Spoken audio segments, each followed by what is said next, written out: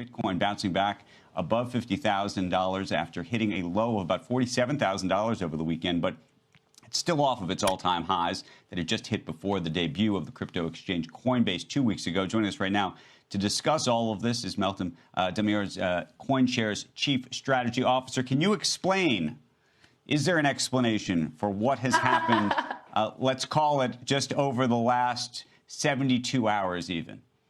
Sure. I mean, is there an explanation? Trying to explain crypto sometimes, it's reading tea leaves in a way, but there certainly is an expectation. And I think what you just alluded to, which we talked about last Monday, a lot of what we see is, the Coinbase listing really was, for all intents and purposes, crypto's big coming out party. And so a lot of that leverage is still working its way through the system. There was a lot of momentum around last Wednesday when that listing happened. But now what we're seeing again is volatility has returned. Bitcoin has been trading sideways. But the trend that really is being talked about is the strength of Ethereum. Bitcoin dominance dipped below 50% for the first time in nearly 3 years last Thursday. And so the talk of the town right now in my part of the world is what's happening with Ethereum outperformance, as well as some of the portfolio rotation we're seeing into other cryptocurrencies. Stick with me on Bitcoin for a second, because then I want to get to Ethereum. Who do you think is selling Bitcoin? People with paper hands, as they say. But no, really, who's selling Bitcoin? I think there are a lot of traders who put on momentum trades. There are very popular trades in the Bitcoin space called basis trades, which basically allow traders to take advantage of momentum in Bitcoin using a unique product called the perpetual swap, which is a product that's really unique to the crypto derivative space.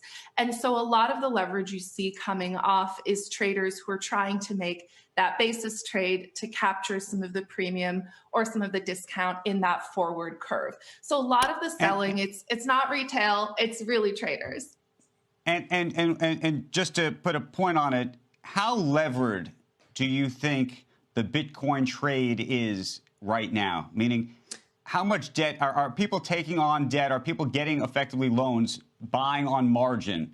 Because if the price, you see where I'm going with this. Go ahead. 100%. And here's what's unique. And I love that you asked this question. So thank you for that. There actually is no margin in crypto. So unlike traditional securities where you can get up to 50% margin using your Reg T account, in crypto, margining doesn't really exist yet because crypto assets are highly fluid. The public ledger lets you move them from wallet to wallet or venue to venue easily. I can't move my Tesla shares from Schwab to Vanguard in one click.